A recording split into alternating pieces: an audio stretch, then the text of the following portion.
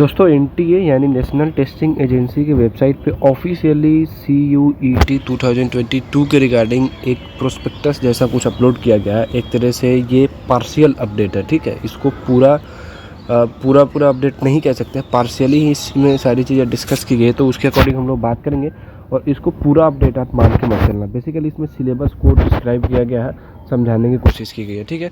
So main जो बात है वो देख सकते हो आप यहाँ कि आपके 2/4/2022 से आपको एप्लीकेशन फॉर्म का लिंक जो है वो एक्टिव हो जाएगा। मतलब ये कि आप 2 अप्रैल से एप्लीकेशन फॉर्म भर सकते हो, ठीक है। लास्ट डेट जो होगी आपकी वो एप्लीकेशन फॉर्म भरने की देख सकते हो आप 30 अप्रैल लास्ट डेट है, ठीक है दोस्तों। सो यहाँ आप देख सकते हो examination structure for CUET UG 2022, ठीक है। अब देखो एक चीज़ मैं यहाँ आप लोगों से कहना चाहता हूँ, यहाँ फिर से इन्होंने स्टिल ये क्लियर नहीं किया है कि क्या ये PG को कंसीडर करेंगे एडमिशन के लिए या नहीं करेंगे। मतलब यहाँ तक तो कहीं भी मेंशन नहीं करा गया, तो ये मान के चल सकते हो कि अभी भी PG कोर्सेज के लिए CUET शायद नहीं होगा, ठीक है। यहाँ तक तो ये कंफर्म हो रहा है कि PG के लिए आपको CUET नहीं देना है अब तक के अपडेट के अकॉर्डिंग, ठीक है। तो देखो सिलेबस की अगर मैं बात करूँ तो सिलेबस में क्या दिखाया गया है कि आपके पास यहाँ सेक्शन 1 का 2 सब सेक्शन है, एक तरह से section A and section B, okay. Section A में आपके 13 लैंग्वेज है और सेक्शन B में 19 लैंग्वेज है, 19 लैंग्वेज है यहाँ, ओके।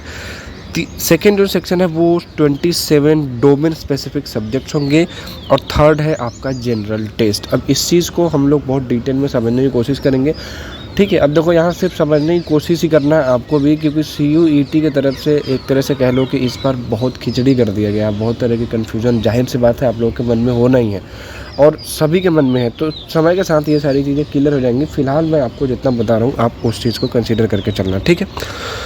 सो एक जो मेजर पॉइंट यहाँ इन्होंने लिखा है इसको पहले पढ़ लेते हैं हम लोग। देखो, choosing options from each section is not mandatory, choice should match the requirements of the desired university. अब देखो यहाँ इन्होंने पहले ही लाइन में क्लियर कर दिया कि हर सेक्शन से क्वेश्चन सेलेक्ट करना, चूज करना ये मैंडेटरी नहीं कहा गया है, ठीक है।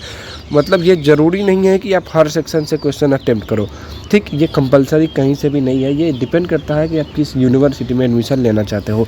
इस बारे में मैं आपको आगे की वीडियो में एक अलग से सेपरेट समझा दूंगा बेसिकली, ठीक है। सो अब देखो यहाँ सेक्शन A है, सेक्शन 1 में सेक्शन A और सेक्शन B है, ठीक है। तो सेक्शन A में बेसिकली पहले ही हमने कहा कि 30 लैंग्वेजेस होंगे और 30 में से किसी एक लैंग्वेज को आपको देना है, ओके। यहाँ देखो 40 questions to be attempt out of 50 in each language, 50 में से आपको 40 क्वेश्चन अटेम्प्ट करने होंगे हर लैंग्वेज में, ठीक है। और सेक्शन B जो है फर्स्ट A का सेक्शन 1 का जो B है सब सेक्शन, उसमें there are 90 languages, any other language apart from those affording section first A may be chosen, okay. तो यहाँ देखो सेक्शन B में आपके 19 अलग अलग लैंग्वेज होंगे। अब ये लैंग्वेज 19 क्यों अलग अलग होंगे, क्योंकि देखो जैसे मान लो आपने सेक्शन A में इंग्लिश का पेपर दिया या हिंदी का दिया या तमिल का दिया, तो ये जो 19 है ये इस 13 से अलग है और आपको अलग देना पड़ेगा।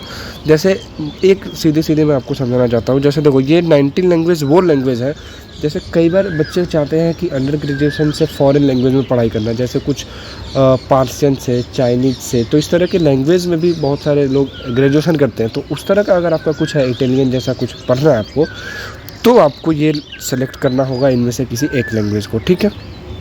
अब देखो इसमें क्वेश्चन के जो टाइप्स जो होंगे क्वेश्चन के, वो देखो language to be tested through reading comprehension, okay, based on different types of passage, functional, literary and narrative. तो होप कि आपको ये समझ में आ चुका होगा। ये पैराग्राफ जैसा कुछ देंगे और इस तरह से भी क्वेश्चन आपके पूछे जाएंगे, ठीक है। 45 मिनट्स आपको दिए जाएंगे ईच लैंग्वेज के लिए, ओके।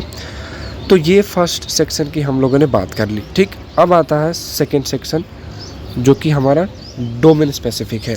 इसमें देखो सेकेंड सेक्शन में आपके 27 डोमेन स्पेसिफिक सब्जेक्ट्स होंगे, ठीक है। There are 27 domain specific subjects being offered under this section. A candidate may choose a maximum of 6 domain as decided by the applicable universities, ठीक। तो यहाँ भी हमने बात करी थी कि आप मैक्सिमम 6 सब्जेक्ट्स को यहाँ सेलेक्ट कर सकते हो। यहाँ इस बारे में हम पहले भी बात कर चुके हैं, ठीक है। अब यहाँ देखो 40 questions to be attempted out of 50, ठीक है। तो 50 में से आपको 40 क्वेश्चन अटेम्प्ट करने हैं डोमेन स्पेसिफिक में, ओके। अब यहाँ सिलेबस के बारे में अगर हम बात करें तो देखो, input text can be used for MCQ based questions. और एक जो सबसे मेजर ध्यान देने वाली बात है दोस्तों, यहाँ ध्यान देना आप थोड़ा, ठीक है। ये देखो, MCQ based on NCERT class 12th syllabus only. देखो यहाँ क्लियर इन्होंने कर दिया है कि आपके जो डोमेन स्पेसिफिक क्वेश्चंस होंगे वो 12th के बेसिस पर ही होंगे। मतलब ये कि आपके यहाँ जो क्वेश्चंस है अब वो 11th के नहीं पूछे जाएंगे डोमेन स्पेसिफिक में, ठीक है। तो डोमेन स्पेसिफिक क्वेश्चन में आपको 12th के क्वेश्चन पूछे जाएंगे। 27 टोटल सब्जेक्ट है, 27, जिसमें से आप किसी 6 सब्जेक्ट को मैक्सिमम 6 को सेलेक्ट कर सकते हो। अब यहाँ ये ज़रूरी है क्या कि 6 के 6 करें? नहीं, बिल्कुल ऐसा ज़रूरी नहीं है। आप किसी भी 6 में से मैक्सिमम 6 को सेलेक्ट कर सकते हो, चाहो तो 1 डोमेन या 2 डोमेन भी सेलेक्ट कर सकते हो, ठीक है। तो उसके अकॉर्डिंग ये होगा। और 45 मिनट आपको टाइम दिया जाएगा डोमेन स्पेसिफिक क्वेश्चन करने के लिए, ठीक। तो 2 हमने डिस्कस कर लिया। एक लैंग्वेज स्पेसिफिक, जिसमें आपको लैंग्वेज पेपर है, पहले में एक कंपलसरी लैंग्वेज आपको देना पड़ेगा, और दूसरे में अगर आप उस तरह से किसी एक लैंग्वेज से ग्रेजुएशन करना चाहते हो, इंटरनेशनल लैंग्वेज जैसा, तो आप उसमें से किसी 1 या 2 को सेलेक्ट कर सकते हो, ठीक है। इस बारे में हम लोग बात कर लिए। अब हम बात कर चुके हैं डोमेन स्पेसिफिक के बारे में। टोटल 27 क्वेश्चन डोमेन्स हैं अपने पास, और 27 में से आप मैक्सिमम 6 सब्जेक्ट्स को सेलेक्ट कर सकते हो, ठीक है। और ये ज़रूरी नहीं है कि ये 6 के 6 ही सेलेक्ट करें, आप इससे कम भी सेलेक्ट कर सकते हो, ओके। जिसमें आपको जो मेजर बात है ये कि 6 सब्जेक्ट्स में से आपके ज़्यादातर जो क्वेश्चन होंगे वो सिर्फ और सिर्फ 12th के बेसिस पे ही होंगे, सिलेबस से ही होंगे, एनसीईआरटी से। 11th से अब आपके क्वेश्चन इसमें नहीं पूछे जाएंगे। टाइम की मैं बात करूँ तो 45 मिनट आपको टाइम दिया जा रहा है, ओके। सो अब हमारे पास आता है तीसरा सेक्शन, जो है जनरल टेस्ट का, ओके। जनरल टेस्ट का सेक्शन आ रहा है। सॉरी गाइज, ये अभी सुबह का समय है, तो जाहिर सी बात है चिड़ियों की आवाज़ आ रही होगी, तो इसको अवॉइड नहीं कर सकते, और अच्छी बात है, इनकी आवाज़ आनी भी चाहिए। सो यहाँ देखो, for any such undergraduate programmes being offered by universities where a general test is being used for admission. अब देखो, एक चीज़ यहाँ भी अगेन कन्फ्यूजिंग है।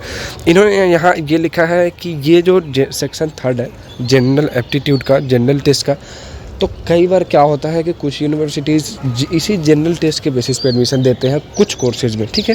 तो इसलिए अगर आप वैसे किसी यूनिवर्सिटी में एडमिशन लेना चाहते हो तो आपको ये देना पड़ेगा। अब देखो, ये देना है या नहीं देना है, कंपलसरी है या नहीं है, इस चीज़ को लेकर यहाँ भी क्लियर नहीं किया गया है। इन्होंने एक ही लाइन में स्टेटमेंट क्लियर कर दिया है कि कुछ भी कंपलसरी नहीं है, ठीक है। मतलब ये कि आप जो भी पढ़ना चाहते हो उसके अकॉर्डिंग आपको इस बार CUET एग्ज़ाम देना है। कुछ कंपलसरी है, देना ही है, ऐसा नहीं है आपको, ठीक है। तो ये जनरल टेस्ट भी पॉसिबली शायद नहीं देना है। मतलब ये कि अगर आप इससे रिलेटेड कोई कोर्स नहीं करना चाहते हो, आप जिस यूनिवर्सिटी में एडमिशन लेना चाहते हो उसमें इस चीज़ की आपको ज़रूरत नहीं है, तो आपको ये पेपर नहीं देना है, ठीक है।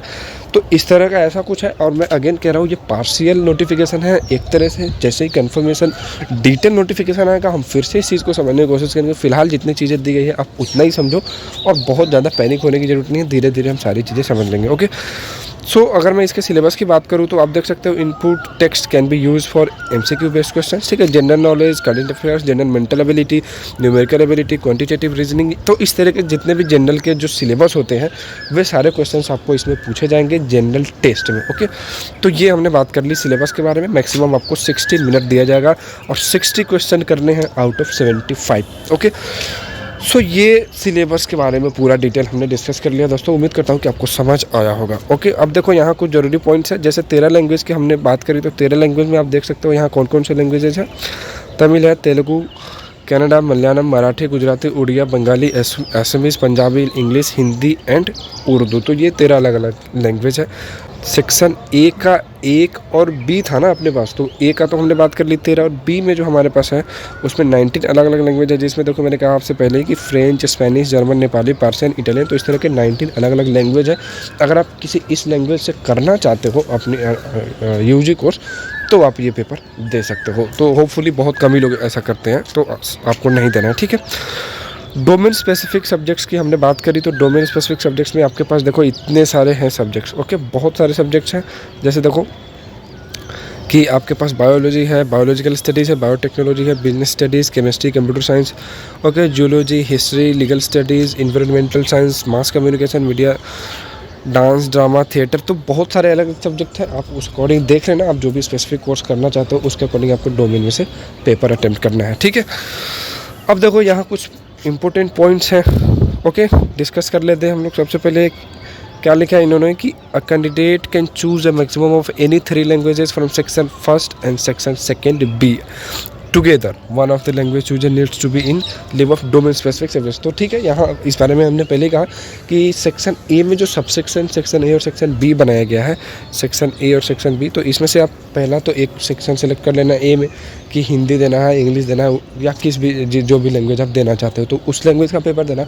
और दूसरा ये कि अगर आप किसी लैंग्वेज से ग्रेजुएशन करना चाहते हो या ऐसा कोई इंटरनेशनल लैंग्वेज है जिससे आप करना चाहते हो, तो फिर उसमें से भी आपके क्वेश्चन अटैम्प्ट करने होंगे और इसमें मैक्सिमम आप 2 अटैम्प्ट कर सकते हो। तो मतलब ये टोटल आप 3 लैंग्वेज अटैम्प्ट कर सकते हो। ठीक है, नेक्स्ट जो पॉइंट है वो ये है कि section second offers 27 subjects out of which a candidate may choose a maximum of 6 subjects.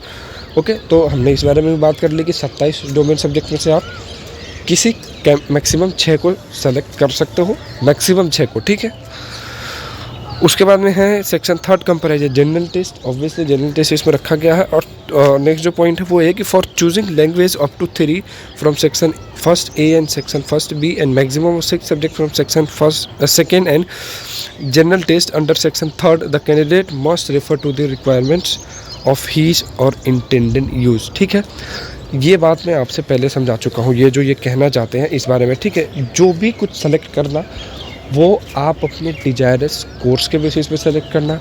जो कोर्स करना चाहते हो, जहाँ से करना चाहते हो, वो यूनिवर्सिटी की क्या रिक्वायरमेंट है उसके बेसिस पे सेलेक्ट करना। मतलब ये कि अभी जैसे ही एप्लीकेशन फॉर्म आए मत भरना। मैं अभी पहले क्लियर कर दे रहा हूँ। ठीक है, एप्लीकेशन फॉर्म आया तो पहले चीज़ें बहुत अच्छी तरह से समझना। यूनिवर्सिटी जब तक अपनी तरफ से चीज़ें धीरे धीरे नहीं क्लियर कर लेती तब तक आपको कुछ भी नहीं करना। ओके, तो इस बारे में हम वेट करेंगे कुछ दिनों, जैसे ही बाकी चीज़ें क्लियर होंगी हम बहुत जल्द समझ लेंगे। ओके, बाकी कुछ और चीज़ें दी गई हैं, जैसे देखो मोड ऑफ टेस्ट जो है आपका कंप्यूटर बेस्ड टेस्ट होगा, ऑनलाइन ही होगा। मतलब ये कि आपका सेंटर अलॉट कराया जाएगा और आपको वहाँ जाके ऑनलाइन पेपर देना होगा। ठीक है, पैटर्न जो है वो objective type with multiple choice questions होंगे और मीडियम जो है 13 अलग अलग भाषा में ये एग्जाम कंडक्ट कराया जाएगा। Syllabus section A section B के बारे में हम लोग बात कर चुके हैं, सिलेबस के बारे में ऑलरेडी हम डिस्कस कर चुके हैं। ओके, सो रजिस्ट्रेशन जो है 1 अप्रैल से आपका स्टार्ट हो रहा। तो ये डिटेल वीडियो थी दोस्तों, होप कि आपको कुछ तो समझ आया ही होगा। और जो नहीं समझ आया हम लोग फिर से समझने की कोशिश करेंगे। बहुत ज़्यादा पैनिक होने की ज़रूरत नहीं है, एप्लीकेशन फॉर्म रिलीज़ होने दो, उसके बाद फिर आराम से समझ के एप्लीकेशन फॉर्म भरना। अभी क्या है, अभी आगे ये होगा कि जितनी भी यूनिवर्सिटीज़ हैं, जो पार्टिसिपेटिंग यूनिवर्सिटीज़ हैं, वो अपने अपने साइड से चीज़ें क्लियर करेंगे। ठीक है, कि हाँ भाई हम इस कोर्स के लिए ये एलिजिबिलिटी तय करते हैं, आपको ये पेपर देना पड़ेगा, वो पेपर देना होगा। तो उस अकॉर्डिंग फिर आपको यूनिवर्सिटी जैसे आपको चीज़ें क्लियर करने लगेंगी तो आपको ज़्यादातर चीज़ें समझ में आ जाएगी। सो आज इतना ही रहने देते हैं, इतना भी काफ़ी है। आप लोगों को बहुत सारी चीज़ें फिर भी बहुत कन्फ्यूज़न रह गया है, मेरे को पता है, पर कमेंट करो नीचे, मैं कोशिश करूँगा उसकी जवाब देने की, अगर मिला तो। क्योंकि अभी भी जिसने, मेरे को लगता है ये प्रोस्पेक्टस जिसने रिलीज़ करा है, ठीक है, ये डिटेल, ये नोटिफिकेशन, ये खुद बंदा अपने आप में भी कन्फ्यूज़ होगा। ठीक है, तो अभी बहुत जल्द चीज़ें क्लियर हो जाएंगी, बहुत ज़्यादा पैनिक होने की जरूरत नहीं है। Thank you.